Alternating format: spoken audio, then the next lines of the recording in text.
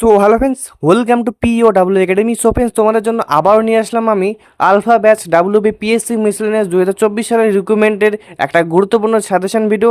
আজকে তোমরা এই ভিডিওতে পাবে PIQ সেটসে কিছু গুরুত্বপূর্ণ প্রশ্ন, এছাড়া তোমাদের 2026 সালে যে WBPSC মিসলেনিয়াস হতে চলেছে তার জন্য গুরুত্বপূর্ণ সাজেশন।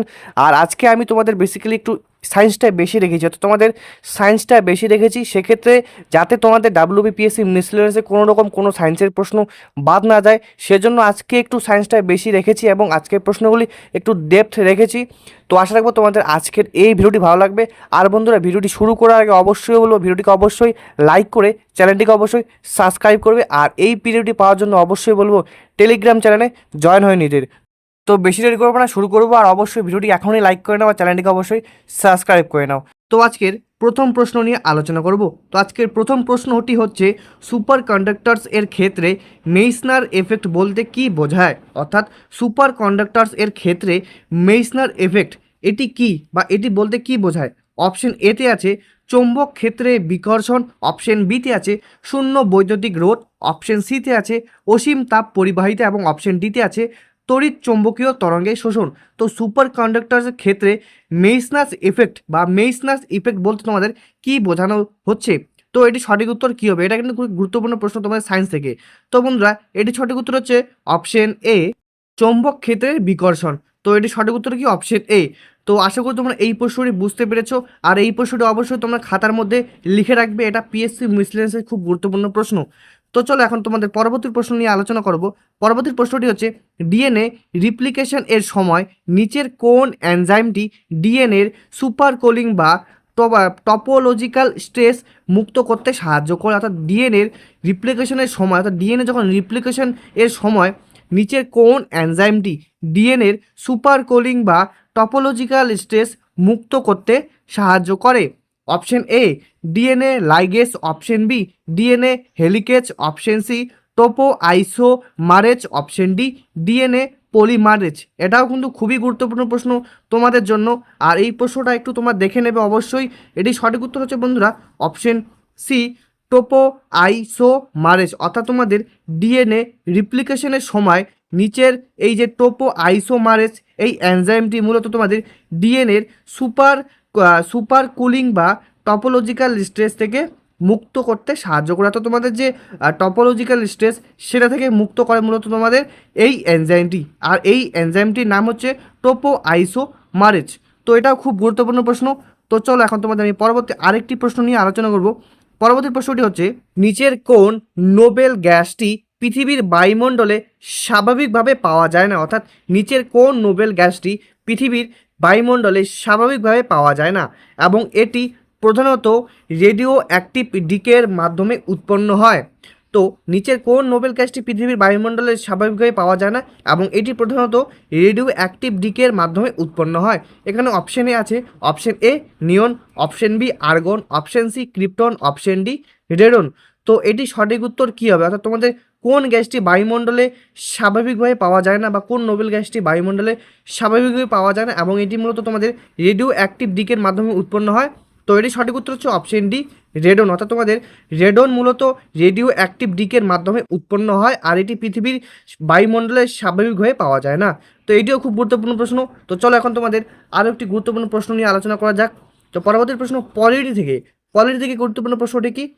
ভারতীয় সংবিধানের কোন অনুচ্ছেদে প্রসিডিওর এস্টাবলিশ বাই ল ধারণাটি উল্লেখ করা হয়েছে যা জাপানের সংবিধান থেকে গৃহীত হয়েছে? তো এখানে মূলত তোমাদের দুইটা প্রশ্ন হয়ে গেল। এখানে প্রশ্নটি কি? ভারতীয় সংবিধানের কোন অনুচ্ছেদে article procedure established by law ধারণাটি উল্লেখ করা হয়েছে যা জাপানের সংবিধান থেকে নেওয়া? অর্থাৎ তোমাদের প্রসিডিওর স্টাবলিশড বাই ল এটা মূলত জাপানের সংবিধান থেকে নেওয়া হয়েছে। আর এটি মূলত তোমাদের কোন অনুচ্ছেদে আছে? তো অপশানে আছে অপশন এ 14 নম্বর ধারা, অপশন বি ধারা 19, অপশন সি ধারা 21 এবং অপশন ডি ধারা 22। তো ভারতীয় সংবিধানে কোন অনুচ্ছেদে প্রসিডিওর এস্টাবলিশ বাই ল এর ধারণাটি উল্লেখ করা হয়েছে এবং এটি মূলত তোমাদের জাপানের সংবিধান থেকে গৃহীত? তো এটি সঠিক উত্তর কী হবে? তো বন্ধুরা, এটি সঠিক উত্তর হচ্ছে অপশন সি 21 নাম্বার ধারা। অর্থাৎ তোমাদের ভারতীয় সংবিধানে 21 নাম্বার অনুচ্ছেদে বা আর্টিকেলে প্রসিডিওর এস্টাবলিশ বাই ল এর ধারণাটি উল্লেখ আছে। তো চলো এখন আমি তোমাদের পরবর্তী আরেকটি গুরুত্বপূর্ণ প্রশ্ন নিয়ে আলোচনা করব। পরবর্তী প্রশ্ন, সমুদ্র স্রোতের ক্ষেত্রে নিচের কোন জোড়াটি সম্পূর্ণভাবে কোল কারেন্টস বা নিচের কোন জোড়াটি সম্পূর্ণভাবে শীতল স্রোত? অপশন এতে আছে কুরোশীয় এবং উপসাগরীয় স্রোত, অপশন বিতে আছে আগুলহাস এবং ব্রাজিলিয়ান স্রোত, অপশন সিতে আছে বেঙ্গুয়েলা এবং তোমাদের হাম্বোল্ট স্রোত, অপশন ডিতে আছে ক্যানারি এবং পূর্ব অস্ট্রেলীয় স্রোত। তো কোন জোড়াটি সম্পূর্ণভাবে শীতল স্রোত? এটাই সঠিক উত্তর কী হবে? তো বন্ধুরা, এটি সঠিক উত্তর হচ্ছে অপশন সি, বেঙ্গুয়েলা এবং হাম্বোল্ট স্রোত হচ্ছে সম্পূর্ণভাবে শীতল স্রোত বা কোল্ড কারেন্টস। তো এই প্রশ্নটিও খুব গুরুত্বপূর্ণ, এটি মানে তোমাদের জিওগ্রাফি থেকে। তো চলো এখন তোমাদের পরবর্তী আরেকটি গুরুত্বপূর্ণ প্রশ্ন নিয়ে আলোচনা করব। তো পরবর্তী প্রশ্নটি হচ্ছে, হরপ্পা সভ্যতার কোন কেন্দ্রটি তার উন্নত জল ব্যবস্থাপনার এবং সিন্ধু লিপির একটি বিশাল সাইনবোর্ড এর জন্য বিখ্যাত? অর্থাৎ তোমাদের সিন্ধু সভ্যতা বা হরপ্পা সভ্যতার কোন কেন্দ্রটি তার উন্নত জল ব্যবস্থাপনা এবং সিন্ধু লিপির একটি বিশাল সাইনবোর্ডের জন্য বিখ্যাত? Option A Lothal, option B Dholavira, option C Surkotada এবং অপশন ডি রাখিগড়ি। তো এই প্রশ্নটি সঠিক উত্তর কী হবে? যেখানে মূলত সিন্ধু লিপির বিশাল সাইনবোর্ড পাওয়া গেছে বা সাইনবোর্ডের জন্য বিখ্যাত, এছাড়াও এই মানে এই কেন্দ্রটি থেকে উন্নত জল ব্যবস্থাপনা ছিল। তো এটি সঠিক উত্তর হচ্ছে অপশন বি ধোলাভিরা। তো হরপ্পা সভ্যতার ধোলাভিরা কেন্দ্রটি বা সাইটটি তার উন্নত জল ব্যবস্থাপনা এবং সিন্ধু লিপির একটি বিশাল সাইনবোর্ডের জন্য বিখ্যাত ছিল। তো এটি একটি হিস্টোরি বা ইন্ডাস ভ্যালি একটা গুরুত্বপূর্ণ প্রশ্ন। তো পরবর্তী প্রশ্ন এখন ইকোনমির প্রশ্ন, যেটা তোমাদের WBPSC মিসলেনিয়াসের জন্য খুবই গুরুত্বপূর্ণ। তো প্রশ্নটি হচ্ছে, ম্যাক্রো ইকোনমিক্স এ ফিলিপস কার্ভ নিচের কোন দুটি বিষয়ের মধ্যে সম্পর্ক নির্দেশ করে? ম্যাক্রো ইকোনমিক ফিলিপস কার্ভ নিচের কোন দুটি বিষয়ের মধ্যে সম্পর্ক নির্দেশ করে? অপশন এ মুদ্রাস্ফীতি এবং বেকারত্ব, অপশন বি করের হার এবং কর রাজস্ব, অপশন সি অর্থনৈতিক প্রবৃদ্ধি এবং আয়ের বৈষম্য, অপশন ডি সুদের হার এবং বিনিয়োগ। তো ম্যাক্রো ইকোনমিক্স এ ফিলিপস কার্ভ অর্থাৎ তোমাদের ম্যাক্রো ইকোনমিক্স এ ফিলিপস কার্ভ নিচের কোন দুটি বিষয়ের মধ্যে সম্পর্ক নির্দেশ করে? এই প্রশ্নটি খুবই গুরুত্বপূর্ণ ইকোনমি থেকে। তো এটি একটি ডেপথের প্রশ্ন তোমাদের আর কি। তো এটি সঠিক উত্তর কী হবে? তো বন্ধুরা, এটি সঠিক উত্তর হচ্ছে অপশন এ মুদ্রাস্ফীতি এবং বেকারত্ব। অর্থাৎ তোমাদের মাক্রো ইকোনমিক্স এ ফিলিপস কার্ভ বলতে মূলত তোমাদের মুদ্রাস্ফীতি এবং বেকারত্ব সম্পর্ক নির্দেশ করে বলে মনে করা হয়। আর ইকোনমির যে তোমাদের প্রশ্নগুলি সেটা কিন্তু খুবই গুরুত্বপূর্ণ। আর পরবর্তী তোমাদের ইকোনমিকের জন্য এক্সট্রা একটি ক্লাস আমি করাবো, যেটাতে তোমাদের WBPSC মিসলেনিয়াসের জন্য খুবই কাজে দেবে। তো চলো এখন তোমাদের পরবর্তী আরেকটি গুরুত্বপূর্ণ প্রশ্ন নিয়ে আলোচনা করব। চন্দ্রশেখর লিমিটের মূল উদ্দেশ্য কী? চন্দ্রশেখর লিমিটের মূল উদ্দেশ্যটা কী? অপশন এ একটি স্থিতিশীল শ্বেত বামন তারার সর্বোচ্চ ভর নির্ণয় করা, অপশন বি মহাবিশ্বের সম্প্রসারণের হার পরিমাপ করা, অপশন সি ব্ল্যাক হোলের ইভেন্ট হরাইজন বা ঘটনার দিগন্ত গণনা করা, অপশন ডিতে আছে আমাদের সৌরজগতের সীমানা নির্ধারণ করা। তো চন্দ্রশেখর লিমিটের মূল উদ্দেশ্যটা কি? এটাই সঠিক উত্তর কী হবে? তো বন্ধুরা, এটি সঠিক উত্তর হচ্ছে অপশন এ একটি স্থিতিশীল শ্বেত বামন তারার সর্বোচ্চ ভর নির্ণয় করাই হচ্ছে চন্দ্রশেখর লিমিটের মূল উদ্দেশ্য। অর্থাৎ একটি স্থিতিশীল শ্বেত বামন তারার সর্বোচ্চ ভর নির্ণয় করা হচ্ছে চন্দ্রশেখর লিমিটের মূল উদ্দেশ্য। এটাও কিন্তু খুব গুরুত্বপূর্ণ প্রশ্ন তোমাদের সায়েন্স বা স্পেস ফিজিক্স থেকে। তো চলো এখন তোমাদের পরবর্তী আরও একটি গুরুত্বপূর্ণ প্রশ্ন নিয়ে আলোচনা করব। তার আগে অবশ্যই বলবো ভিডিওটিকে এখনই লাইক করে নাও, চ্যানেলটিকে অবশ্যই সাবস্ক্রাইব করে নাও। তো পরবর্তী প্রশ্নটি হচ্ছে, মন্ট্রিল প্রোটোকলের কিগালি অ্যামেন্ডমেন্ট এর মূল লক্ষ্য নিচের কোন গ্যাসটি উৎপাদন ও ব্যবহার ধাপে ধাপে কমানো? অর্থাৎ তোমাদের মন্ট্রিল প্রোটোকলের কিগালি অ্যামেন্ডমেন্টের মূল লক্ষ্য নিচের কোন গ্যাসটি উৎপাদন ও ব্যবহার ধাপে ধাপে কমানো? অর্থাৎ তোমাদের কোন গ্যাসটি উৎপাদন ও ধাপে ধাপে কমানোর জন্য কিগালি অ্যামেন্ডমেন্ট করা হয়েছিল এবং এটি মূলত তোমাদের মন্ট্রিল প্রোটোকলের আন্ডারেই পড়ে। তো অপশনে আছে ক্লোরোফ্লুরোকার্বন বা CFCS, অপশন বিতে আছে হাইড্রোফ্লুরোকার্বন, অপশন সিতে আছে সালফার ডাইঅক্সাইড, অপশন ডিতে আছে নাইট্রোজেন অক্সাইড। তো মন্ট্রিল প্রোটোকলের কিগালি অ্যামেন্ডমেন্টের মূল লক্ষ্য নিচের কোন গ্যাসটি উৎপাদন ও ব্যবহার ধাপে ধাপে কমানো? অর্থাৎ কোন গ্যাসের উৎপাদন ও ব্যবহার ধাপে ধাপে কমানোর লক্ষ্য নেওয়া হয়েছে? সঠিক উত্তর কী হবে? অর্থাৎ কোন গ্যাসটিকে আস্তে আস্তে মানে কমানোর চেষ্টা করা হচ্ছে? তো এটি সঠিক উত্তর কী হবে? তো বন্ধুরা, এটি সঠিক উত্তর হচ্ছে অপশন বি হাইড্রোফ্লুরোকার্বন। অর্থাৎ মন্ট্রিল প্রোটোকলের কিগালি অ্যামেন্ডমেন্টের মূল লক্ষ্য হচ্ছে হাইড্রোফ্লোরোকার্বনের উৎপাদন ব্যবহার ধাপে ধাপে কমানো, তো উৎপাদন ও ব্যবহার ধাপে ধাপে কমানো। তো চলো এখন পরবর্তী প্রশ্নটি নিয়ে আলোচনা করব। পরবর্তী 10 নম্বর প্রশ্ন সায়েন্স থেকে, মানবদেহের অগ্নাশয়ের প্যানক্রিয়াস এর আইলেটস অফ ল্যাঙ্গারহ্যান্স এর কোন কোষ থেকে তোমাদের সোমাটোস্টাইন হরমোন নিঃসৃত হয়? তো মানবদেহের অগ্নাশয়ের প্যানক্রিয়াস প্যানক্রিয়াস আইলেটস অফ ল্যাঙ্গারহ্যান্সের কোন কোষ থেকে তোমাদের সোমাটোস্টিন হরমোন নিঃসৃত হয়? অপশন এ আলফা কোষ, অপশন বি বিটা কোষ, অপশন সি ডেল্টা কোষ, অপশন ডি তোমাদের এফ কোষ। তো এটি সঠিক উত্তর হচ্ছে অপশন সি ডেল্টা কোষ। আশা করি এই প্রশ্নটি বুঝতে পেরেছো, এটা কিন্তু খুবই গুরুত্বপূর্ণ প্রশ্ন। চলো এখন পরবর্তী প্রশ্ন নিয়ে আলোচনা করবো তোমাদের আমি। তো পরবর্তী প্রশ্নটি হচ্ছে, একটি একবর্ণী আলোর রশ্মি যখন লঘু মাধ্যম থেকে ঘন মাধ্যমে প্রবেশ করে, অর্থাৎ তোমাদের একটি একবর্ণী আলো রশ্মি যখন লঘু মাধ্যম থেকে ঘন মাধ্যমে প্রবেশ করে তখন নিচের কোন বৈশিষ্ট্যটি অপরিবর্তিত থাকে? অপশন এতে আছে বেগ, অপশন বিতে আছে তরঙ্গ দৈর্ঘ্য, অপশন সিতে আছে কম্পাঙ্ক, অপশন ডিতে আছে বিস্তার। তো একটি একবর্ণী আলোর রশ্মি যখন লঘু মাধ্যম থেকে ঘন মাধ্যমে প্রবেশ করে তখন নিচের অপশন সি কম্পাঙ্ক বৈশিষ্ট্যটি অপরিবর্তিত থাকে। তো চলো এখন পরবর্তী প্রশ্ন নিয়ে আলোচনা করব। এই প্রশ্নটি হিস্টোরি কিন্তু খুবই গুরুত্বপূর্ণ প্রশ্ন। প্রশ্নটি হচ্ছে, প্রাচীন ভারতের ইতিহাসে বোঘাজকই ইনস্ক্রিপশন বা বোঘাজকই শিলালিপি কেন তাৎপর্যপূর্ণ? অর্থাৎ তোমাদের বোঘাজকই শিলালিপি বা বোঘাজকই ইনস্ক্রিপশন কেন তাৎপর্যপূর্ণ? অপশন এ এটি সতীদাহ প্রথার প্রথম শিলালিপি প্রমাণ দেয়, অপশন বি এতে বৈদিক দেবতা যেমন ইন্দ্র, মিত্র এবং বরুণের উল্লেখ আছে, অপশন সিতে আছে এটি মৌর্যদের প্রশাসনিক ব্যবস্থাপনার বর্ণনা দেয়, অপশন ডিতে এটি সঙ্গম যুগের বাণিজ্যিক পথগুলি বিস্তার দেয়। তো এটি সঠিক উত্তর কী হবে? এটা কিন্তু খুবই গুরুত্বপূর্ণ প্রশ্ন যে তোমাদের বোগাজকই শিলালিপি থেকে কী জানা যায় এবং এটি কেন তাৎপর্যপূর্ণ। তো বন্ধুরা, এটি সঠিক উত্তর হচ্ছে অপশন বি, এতে বৈদিক দেবতা যেমন ইন্দ্র, মিত্র এবং বরুণের উল্লেখ রয়েছে। অর্থাৎ তোমাদের বোগাজকই শিলালিপিতে এই বৈদিক দেবতা ইন্দ্র, মিত্র এবং বরুণের উল্লেখ রয়েছে। কিন্তু এই যে শিলালিপিটা, এটা কিন্তু খুবই গুরুত্বপূর্ণ এবং তাৎপর্যপূর্ণ তোমাদের পরীক্ষা আসার জন্য, তা এগুলি প্রশ্ন তোমার মনোযোগ সহকারে দেখবে। তো চলো এখন তোমাদের আমি পরবর্তী আরেকটি গুরুত্বপূর্ণ প্রশ্ন নিয়ে আলোচনা করব। সংবিধানের কোন সংশোধনীর দ্বারা আর্টিকেল 352 এ ইন্টারনাল ডিস্টারবেন্স এর পরিবর্তে আর্মড রেবিলিয়ান শব্দটি যুক্ত করা হয়েছিল? অর্থাৎ সংবিধানে কোন সংশোধনী বা অ্যামেন্ডমেন্ট অ্যাক্ট দ্বারা আর্টিকেল 352 এ ইন্টারনাল ডিস্টারবেন্সের পরিবর্তে আর্মড রেবিলিয়ান শব্দটি যুক্ত করা হয়েছিল?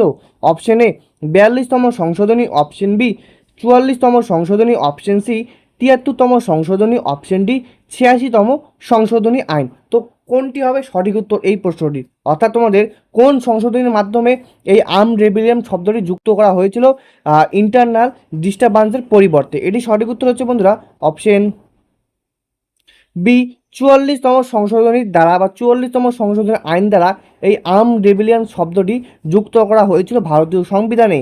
তো চলো এখন পরবর্তী প্রশ্ন নিয়ে আলোচনা করব। ভারতীয় অর্থনীতির প্রেক্ষাপটে টুইন ব্যালেন্স শিট প্রবলেম বলতে কি বোঝায়? ভারতীয় অর্থনীতির প্রেক্ষাপটে টুইন ব্যালেন্স শিট প্রবলেম বলতে কি বোঝায়?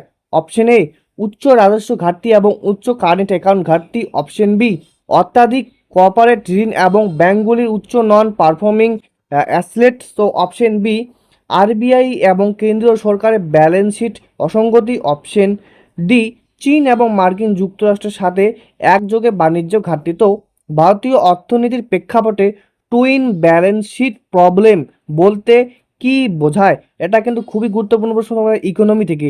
তো এটি সঠিক উত্তর কি হবে?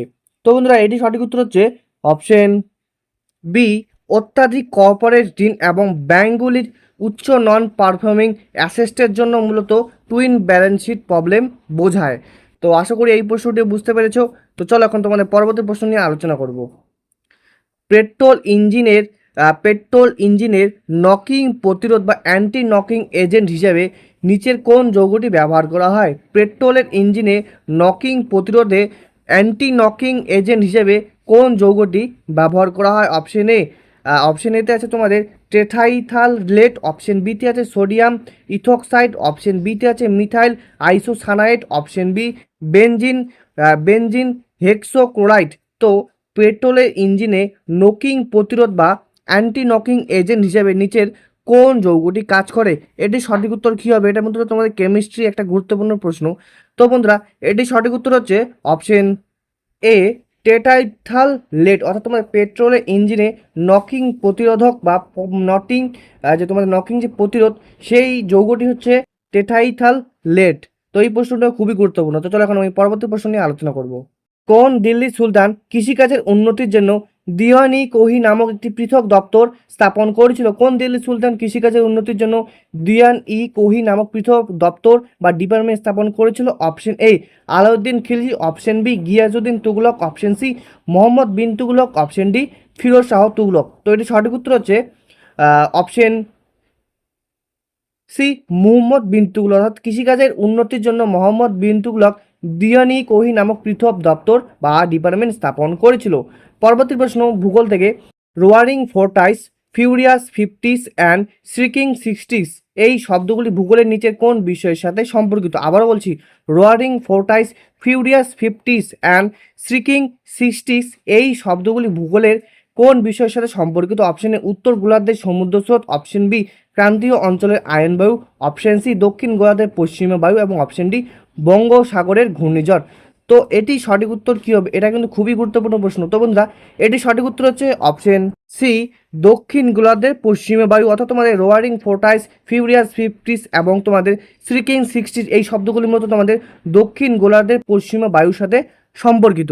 তো চলো এখন তোমাদের পরবর্তী প্রশ্ন নিয়ে আলোচনা করবো। এগুলি প্রশ্নগুলো তোমাদের জন্য খুবই গুরুত্বপূর্ণ। আবারও বলছি, পরবর্তী প্রশ্নটি হচ্ছে, মানব মস্তিষ্কের কোন অংশটি ঘ্রাণ শক্তি ছাড়া অন্যান্য সমস্ত সংবেদনশীল তথ্যের তোমাদের sensory information primary relay centre বা রিলে স্টেশন হিসেবে কাজ করে? অর্থাৎ তোমাদের মানব মস্তিষ্কের কোন অংশটি ঘ্রাণ শক্তি ছাড়া বা তোমাদের স্মেল ছাড়া সমস্ত সংবেদনশীল তথ্যের প্রাইমারি রিলে সেন্টার বা রিলে স্টেশন হিসেবে কাজ করে? Option A, hypothalamus, option B, thalamus, option C, medulla oblongata, option C, cerebellum.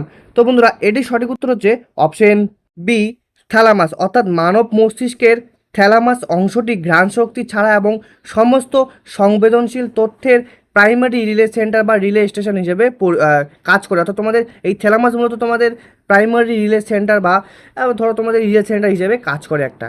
তো এই প্রশ্নটি কিন্তু খুবই গুরুত্বপূর্ণ এবং তোমাদের পিএসসি মিসলিনিয়াসের পিওয়াইকিউ সেটা একটা গুরুত্বপূর্ণ প্রশ্ন। কত সালে এসেছিল সেটা বলবো না, তবে এটা তোমাদের পিওয়াইকিউ সেটের একটা গুরুত্বপূর্ণ প্রশ্ন। তো চলো এখন তোমাদের পরবর্তী প্রশ্নের দিকে যাব। পার্টিকেল ফিজিক্স বা কণা পদার্থবিদ্যার ক্ষেত্রে নিচের কোন সাব অটমিক কণাটি বোসন বলা হয়? অর্থাৎ তোমাদের পার্টিকেল ফিজিক্স বা কণা পদার্থবিদ্যার ক্ষেত্রে নিচের কোন সাব অটমিক কণাটিকে ব্যাসন বলা হয়? Option A, electron, option B, proton, option C, neutron, option D, photon. তো এটি সঠিক উত্তর হচ্ছে অপশন ডি, ফোটন। অর্থাৎ তোমাদের পার্টিকেল ফিজিক্স বা কণা পদার্থবিদ্যার ক্ষেত্রে ফোটন সাব অটমিক কণাটিকেই মূলত তোমাদের বোসন বলা হয়। তো চলো এখন পরবর্তী প্রশ্নের দিকে যাব।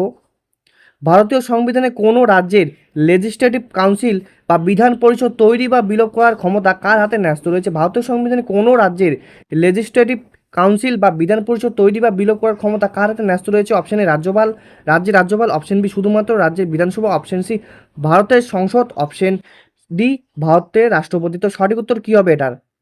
সি, ভারতের সংসদ বা পার্লামেন্টের হাতে মূলত আমাদের ভারতীয় সংবিধানে কোনো রাজ্যের লেজিসলেটিভ কাউন্সিল বা বিধান পরিষদ তৈরি বা বিলোপ করার ক্ষমতা এই ভারতীয় সংসদ বা পার্লামেন্টের হাতে ন্যস্ত রয়েছে। এটা কিন্তু খুবই গুরুত্বপূর্ণ প্রশ্ন। তো বন্ধুরা, আশা রাখবো তোমাদের আজকের এই ভিডিওটি ভালো লেগেছে। তো আজকের ভিডিও এতটুকুই। তোমাদের আশা রাখবো পরবর্তী তোমাদের যে পিএসসি মিসলেনিয়াসের ক্লাসগুলো আসবে তো অবশ্যই তোমরা দেখবে। তো আজকের প্রশ্নগুলিতে তোমাদের একটু সায়েন্সটা বেশি রেখেছিলাম। তো আশা করি তোমরা যারা সায়েন্সে একটু উইক, তো তাদের কাছে একটু কোশ্চেনগুলো তোমাদের আনকমন লাগতে পারে। তবে এই প্রশ্নগুলি কিন্তু তোমাদের পিএসসি মিসলেনিয়াসের জন্য খুবই গুরুত্বপূর্ণ। তাই বলবো প্রত্যেকটা প্রশ্ন খাতার মধ্যে লিখতে, এবং অবশ্যই বলবো ভিডিওটিকে লাইক করে চ্যানেলটিকে অবশ্যই সাবস্ক্রাইব করতে পরবর্তী পিএসসি মিসলেনিয়াসের ক্লাসগুলি পেতে। তো চলো আজকের ভিডিও এতটুকুই। নেক্সট কোনো ভিডিও তোমাদের সাথে আলোচনা হচ্ছে।